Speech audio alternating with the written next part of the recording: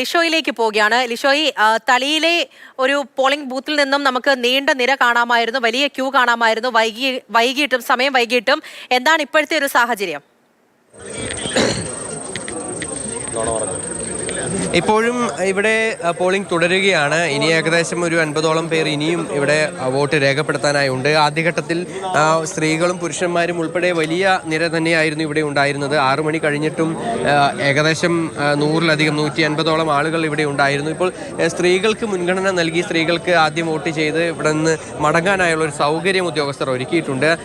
പുരുഷന്മാരിപ്പോഴും ഇനിയും ഒരുപാട് വോട്ട് രേഖപ്പെടുത്തിയ ശേഷം മടങ്ങാനായി ഉണ്ട്. എന്തായാലും നേരത്തെ സൂചിപ്പിച്ച പോലെ തന്നെ വലിയ ഒരു ആവേശം ചേലക്കരയിലെ ഉപതെരഞ്ഞെടുപ്പുമായി ബന്ധപ്പെട്ടുണ്ടായിരുന്നു. അത് സമ്മതിദായകരും അത് കൃത്യമായി വിനിയോഗിക്കുന്നു, അവരുടെ അവകാശം വിനിയോഗിക്കുന്നു.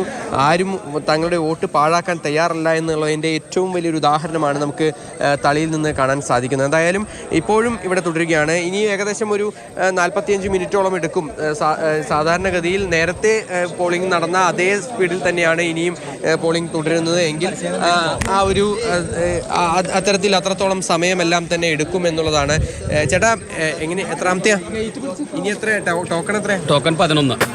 പുറകീന്ന് 11. മുമ്പിൽ എത്ര പേരുണ്ടായിരുന്നു? മുമ്പിൽ 169 പേരുണ്ടായിരുന്നു അല്ലേ?